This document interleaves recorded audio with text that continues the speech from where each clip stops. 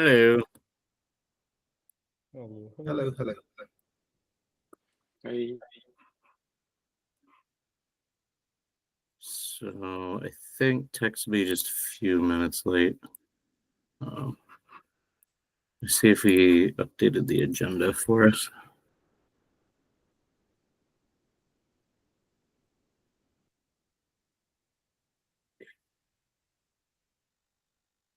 See description.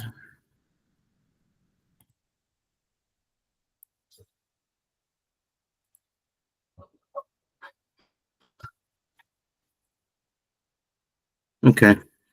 Might be more of an open forum. I don't know if did he put the. I guess we don't really have an agenda today. Diane's internet went out. Adam won't be able to make it, and Robin won't be able to make it. So I think between me and yourself, Moritz, we're the decision making, unless Ronald's able to join in or Sandeep.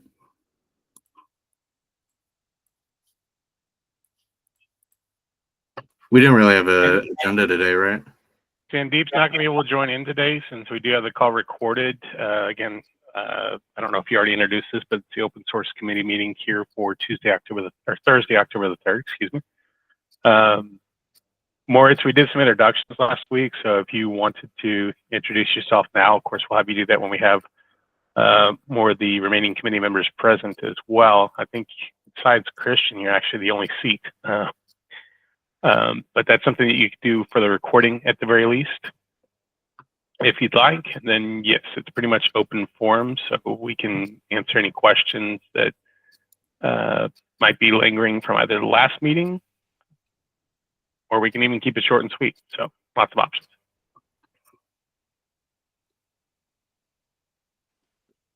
Cool. When do you want me to start, Tex? I guess we can start with the disclosure piece. So, Christian, head of the open source office, I guess you could say, work for Intersect, obviously. So it's where a lot of my decision making comes from open source office point of view. And I'm Tex. I'm the open source committee secretary. I'm also the open source program manager at Intersect. All right. I'm Morris. I'm new to the open source committee and I work at IOG.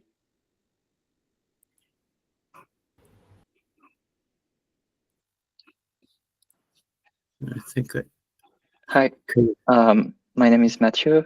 I'm just here as a listener, new to the open source committee here also. Welcome. Hi, this is Uday Solanki, and I'm developer advocate at Intersect.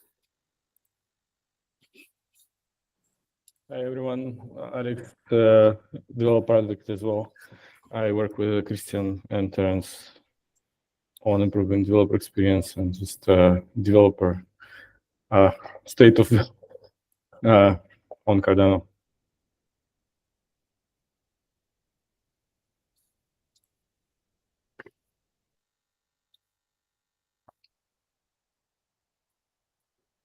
Okay. Well, I guess something we could talk about and try and get some of the consensus here is related to the contribution ladder that we've been trying to put together. So at least that'd be agenda item. Is everyone okay if I moved into that subject area? Okay. So essentially what we're trying to do is with the project lifecycle framework that we set up, there's we're trying to give categories to each of the projects associated with the open source strategy. That way we can assess their health, maturity, and then also identify if they're declining in health or if it needs to become an abandoned or public archive project. So we do have those categories. There's not an official agenda today, Matthew. Today is ad hoc, and we are down 4 seats due to timing. So it's more of an open forum, but usually there's a more structured cadence. And I think we're also mid-elections too, so we're already half a committee, as most people as well. But with the contribution ladder, I can send my source doc from where we started. The idea behind this is most open source, it's a common thing. Contribution ladders help define the user journey from a new contributor to eventually a maintainer. Our whole thing, especially with the governance policy, is to get rid of the benevolent dictator problem that's prevalent. So that's where PMCs or our technical working groups are supposed to coordinate where part of those open meetings are where the maintainers associate with the actual contributor base and try and make decisions and escalation issues in those meetings. Move it into an open format. The contribution ladder document is right there in that Google form. Slide 6 is kind of what we're trying to answer. And I'll go ahead and share. But essentially, I asked Alex, Saganya, Bernard, and Uday to run this idea of a contribution ladder in open source environments and try to define it for Intersect and Cardano, kind of make a general template about how you can actually make this user journey. Core maintainers, I mean, this is going to be, I'm trying to make one standard framework, but each project obviously is going to have its own specific criteria that people have to meet to go through these roles. But the main question we're trying to answer is what constitutes merit? What is the job specifications for these roles? Is it more than just this on how you contribute to a project? This is very focused on like the code aspects of it, but there's other things you do to help integrate with projects. And then what education requirements are associated with each of these, because this ties into the bigger picture of our open source model. And so that's where Alex has kind of put a good paper together on exploring this topic too, with a lot of people's input. But I'm trying to get decision process around this, and hopefully by the end of October or whenever we have the full committee, we can do a presentation and ratify the criteria. And the other document for I think it's the paid open source model concept. So this is the high level open source model we're trying to go through. The contribution ladder right here covers this bucket for the categories of open source projects, which are either your products or open source libraries. And it ties into that incubation, which is the framework for how projects maturity is assessed. And then there's acceptance criteria in each of those projects that determines how you go up or down or whether you need remediation in the project. The contribution ladder does the same thing, but from the actual people in the project point of view.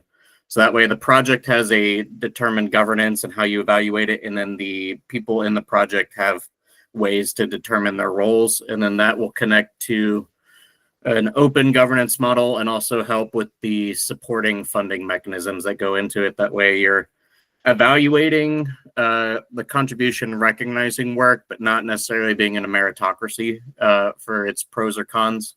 But that way you're being able to justify why certain projects are where money is going for certain reasons.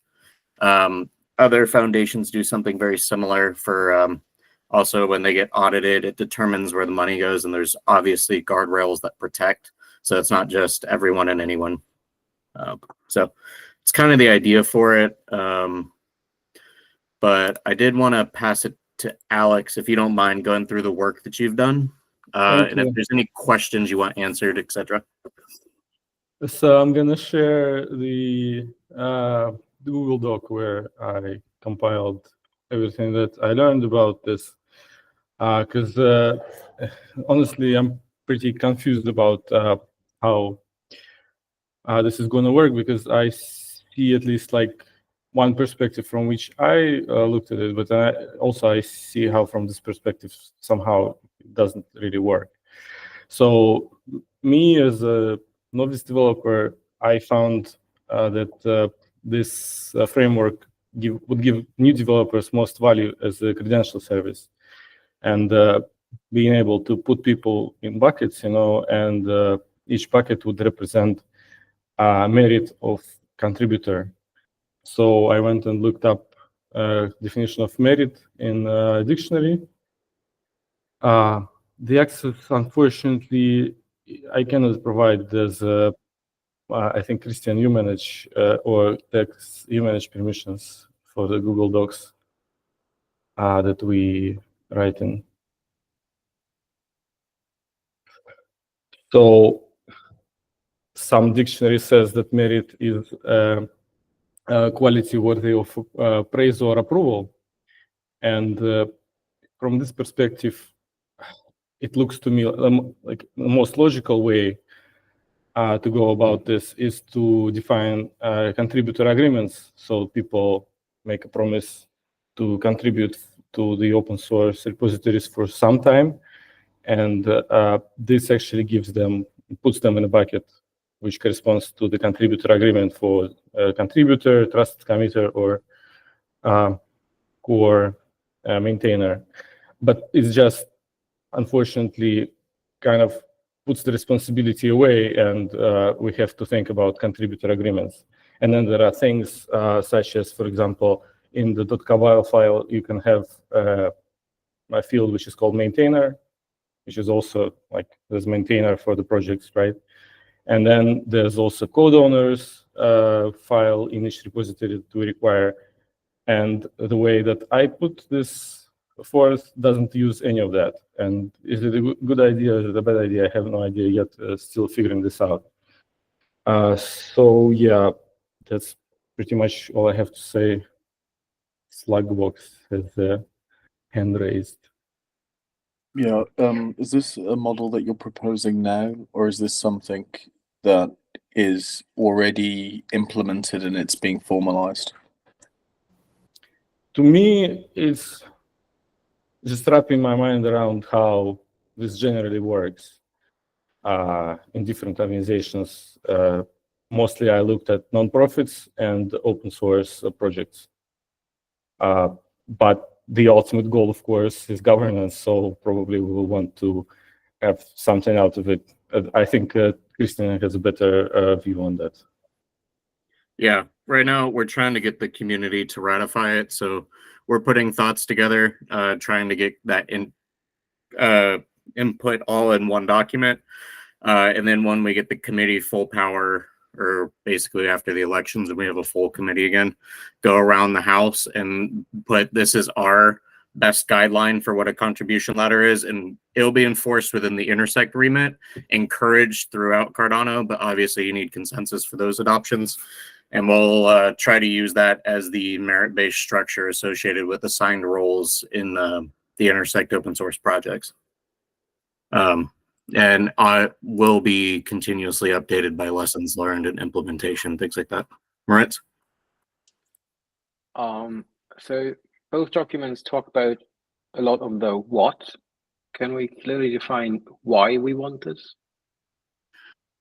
So it's I can put the why together, but essentially we're coming at it from the, if a new person comes into a project, how do they understand where they're going? And then what other paths of contribution are there for projects other than just directly code?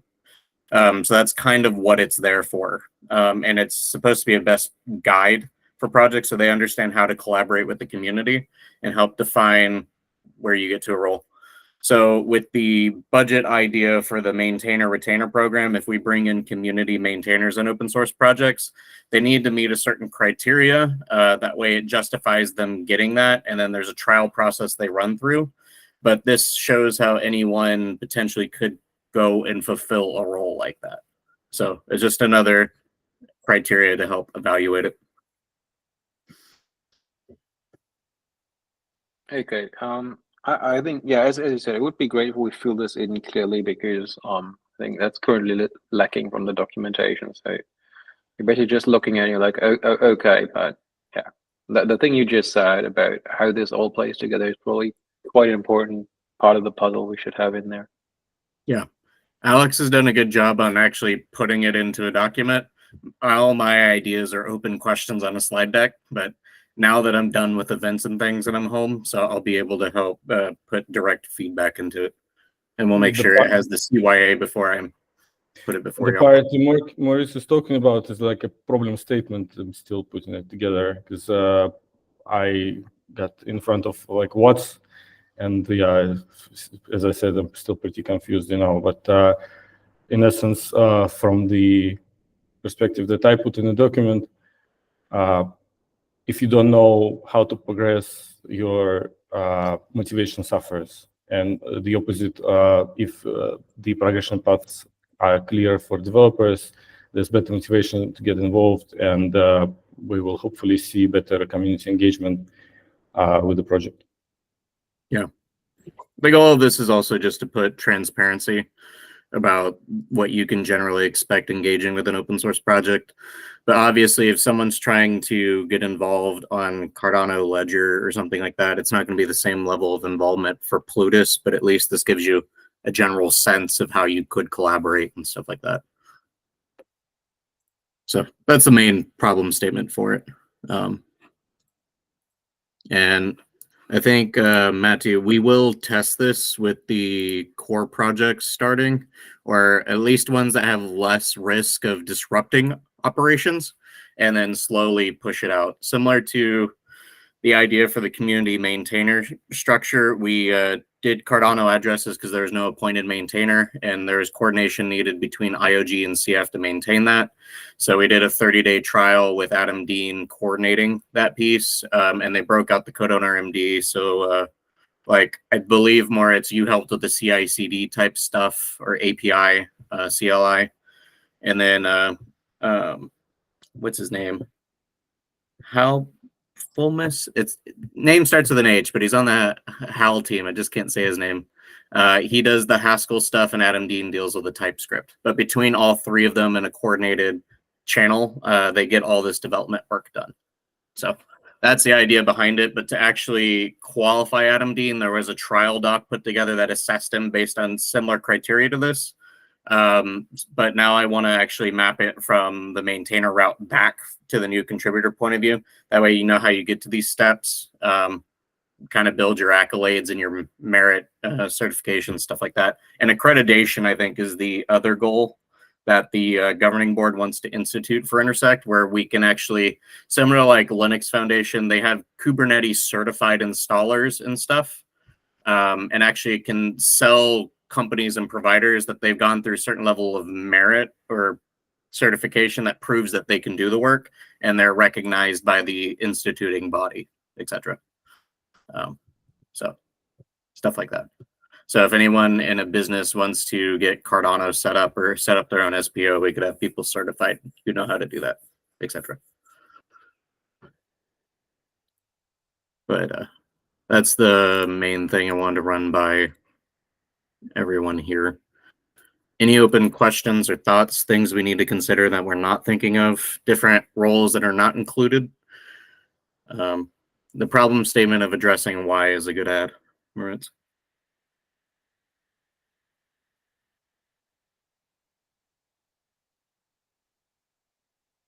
Go ahead.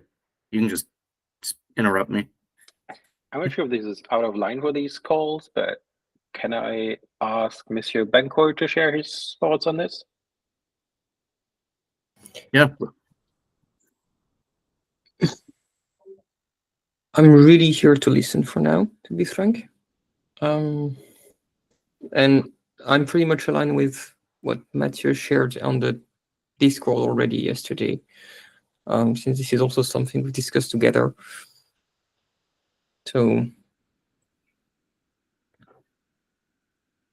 yeah. Okay. Well, we can get a implementation plan put together and propose that with the documentation. That way it's assessed at the committee level before we institute anything. But it's kind of like, these are things you do in the background anyway. This is just trying to put it on paper. And it's not, I quote Pirates of the Caribbean, it's very much like guidelines. It's not a mandate per se. So I wouldn't call this a policy that the committee would institute, but a best practice, quote unquote, that we would try to push adoption on.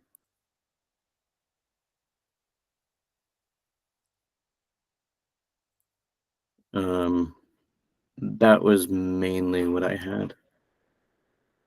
Thanks for sharing, Alex, also. So would this lend itself to the wider revenue model for Intersect? It would help with it. When it comes to, so the idea behind it is it adds criteria coming from the business point of view. If you're wanting to build on Cardano and you already have the robust security layer, then you have the maintainer retainer program that helps justify a sustainable paid base layer to build from. It adds more robustness to wanting to adopt Cardano. And if you can look and see that there's a transparent process that qualifies the people working on the projects, it's more encouraging to actually want to build on that tech. So the certification process essentially would give a business confidence that if they commissioned or commissioned Intersect to advise on a project, that they had the qualified people doing so. Yeah, it would be more Intersect would put them in touch with the people who know how to do it. We would be more of an info broker rather than actually lead the engagement. So the thing that we're trying to do in the open source library working group, and Jurg from Bitergia pointed us to this, there's an open source tool that the Cloud Native Computing Foundation uses called the CNF landscape or CNCF landscape, but it allows you to view the ecosystem in its entirety. And you can look at, this is their direct members. It's associated with the tiers membership. Intersect's gonna have something like that. But when you get into the accreditation or certified partners and providers, they break it up based on categories. Here's your Kubernetes certified service providers, and you can click on any one of them and it'll actually give you a card about the company, give you basic use case. Obviously Amazon, they have a bigger thing. It ties into their actual open source projects, where their languages specialties are, their contribution rates, and some basic organization details. And we can configure these business cards as need be. Just a YAML file we'll need to update, and we'll make it open source so people in the community can help us put it together.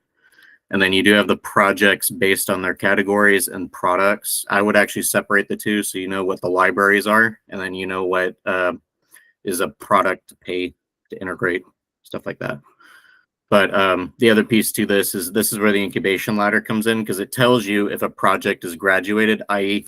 it's at its highest maturity stage that Intersect would overview. If it's in incubating, that means it's in the middle. It's not a fully graduated, fully promoted project, but it's advancing that way. And then Sandbox is they're trying to theory craft the idea. So you could look at Sandbox similar to the Catalyst proposal piece, or projects that reach the MVP. They could come to Intersect if they want to as a route, and do things that way. So this is something we're trying to get to with that working group. And we're trying to build in these support structures to promote both the product category and the open source libraries in the best method. And I'm trying to make it to where the open source libraries get the funding from the treasury on the maintainer retainer piece, and potentially the code forest model, that just because products inherently have a revenue model in them, and I'm trying to find external funding methods to help support them in their development. But since Intersect's an open source nonprofit, we're focusing heavily on the libraries themselves because we're trying to promote people to come in Cardano and build their business using those libraries. So, Matthew? Yeah, regarding the whole model that is going to be put forward by this committee, is it something that's going to be discussed once the whole committee is set in place, or how is it going to Yes. happen? So the support structures on it, this, I'll go back to the diagram. So associated, the funding that comes into this model is completely at the discretion of the open source committee, and their working groups or whoever they want to review the process to actually run through it. But before any of this can happen, the community itself has to vote that those funding models go through, and that's where the budget committee comes in and facilitates that process all the way until I think January is when they come up with the annualized budget. But they're post the elections, I think it's Cardano Summit, they're going to present everything, and then there's going to be those 3 months of community feedback and integration. So this may or may not happen, but everything else other than these 2 buckets here, I'm trying to have instituted so that it's still there, and there can be, most of these don't require any treasury funding. The support services, the partnerships, incubation, contribution ladder, those are all led by the open source committee and the open source office. We're just trying to put structures in place so this can all come full circle. And these 2 working groups are still going to work to their landscape. Open source libraries are about supporting businesses building on Cardano, what libraries are there, helping map that. Commercialization working groups trying to act as a center point body for all entities and such, for trying to get commercial adoption and direction, and trying to help products get opportunities and trying to tie in suppliers with clients and stuff like that. So if I may ask, how is the interaction going to happen between this committee or other specialized committee and the budgeting one? So the budget committee will assess all the committee's ideas. They determine that if there's going to be an annualized budget, here's the buckets associated with each of the funding, and then they leave that open to each of the committees to debate how they want to use or propose budgets for them to manage. Those all get integrated into the budget committee process. They make it transparent. It goes for community feedback. We come to a final draft that gets submitted, and it's a yes or no from the DREPs, SPOs, and the ICC will determine if it's constitutional or not. So I think it's DREPs and SPOs, and that's where the delegation factor comes in. Right. Just to clear the before the vote phase. So it's each committee that will propose a plan for their own funding and would submit the plan to the budget committee. And what's the role of the budget committee if eventually that plan is not for the budget committee to be decided on, but the community with the votes to be decided? I will actually pull that up. So I think they have published their guidelines on the budget process. I'm on the wrong channel, aren't I? Yeah, I was. Just drop the link. Oh, you did? Okay, cool. I will. He's always ahead of me. Where's their roadmap? Do you know? I haven't had a chance to meet with them on the organization of the page, so everything is under that operations procedure column. I just gotta find it. Yeah, here we go. The timeline. So this is what they're proposing. Essentially, once there's a draft that the OSC has discussed last week with some basic figures that have stuff integrated. That's being discussed to be for the Cardano Summit to open it up. And then it's this window to evaluate and modify, agree. And then they're going to start talking to DREPs and the CC SPOs towards that vote piece. And then the ratified budget will be here, and then it's open for vote, I believe. Okay, so there will be plenty of time to revise the budget once the full committee is set up. Yeah. Because obviously it also comes down to all the spend. There's only a certain amount that can be withdrawn from the treasury at one given time in the Constitution. So all the committees, that's where you have to put your must-haves, nice-to-haves, and negotiables, I guess, in the budgets, and then things will get dropped. Because I know just development work from the TSC is probably going to be the highest budget just coming out.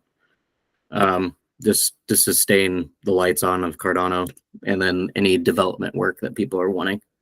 But I imagine that's where a lot of the debate will come in when it comes to technical direction of what people are looking for. Okay, so, thank you. Yep.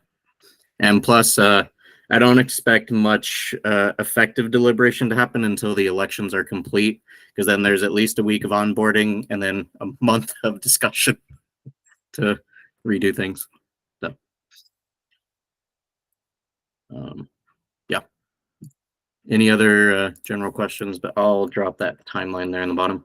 And I do have everything outlined, the arbitration process, evaluation, everything on the budget committee.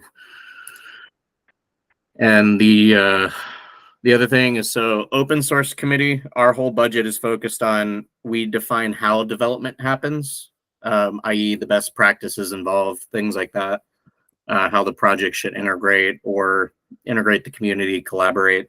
The TSC is focused on what will be developed. And then the product committee, what was the questions? Hold on.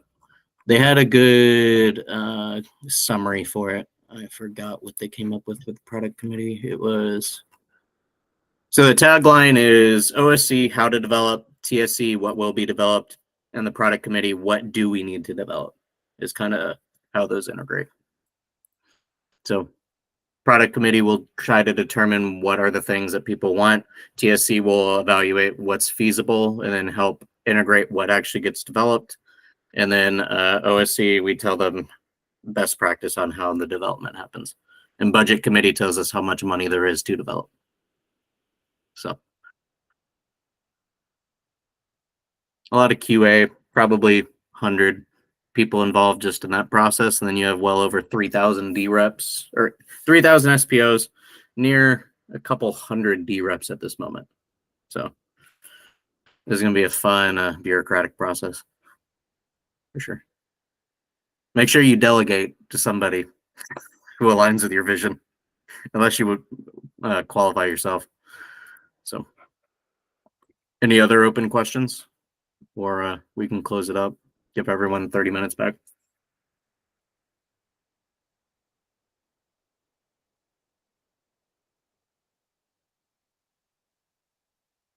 Cool.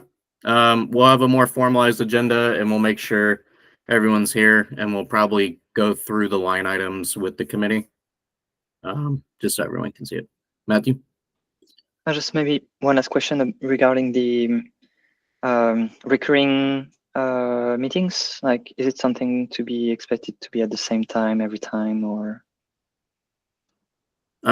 Tex is, I guess we're at Thursdays this time every 2 weeks, right? Currently, this is the current cadence.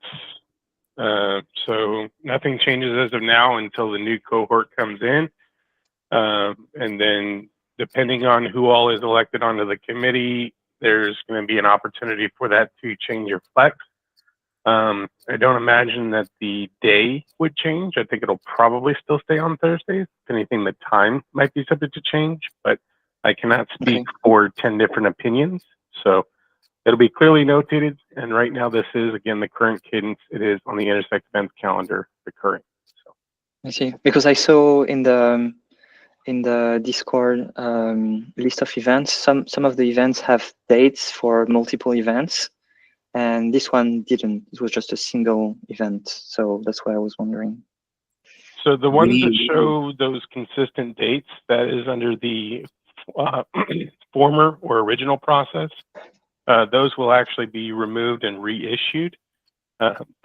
Because we have a tool and the Intersect events calendar is multi-connected, the events need to come from there as opposed to just being written in Discord, because otherwise there's no correlation between the two, or rather it's very, very difficult.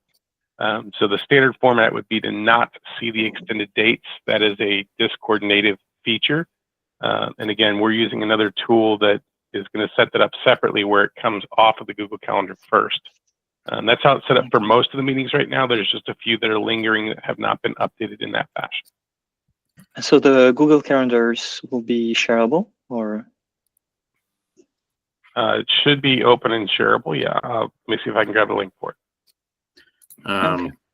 Thanks. And to add clarity to, if you ever were to miss a meeting, Gitbook page, our meeting minutes are all through here.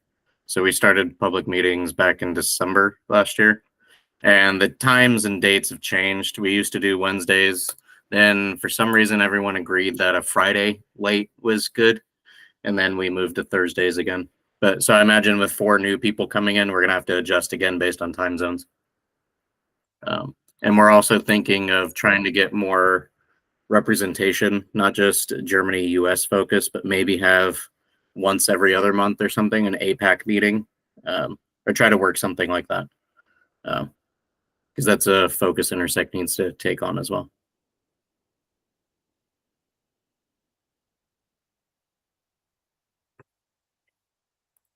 But yeah, so if anyone doesn't have any more questions, we'll close it out.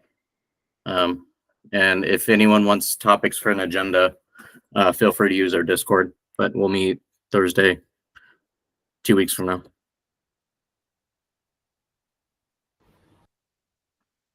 Okay, thanks. Okay, thank you. Appreciate your time. Yeah, thank you.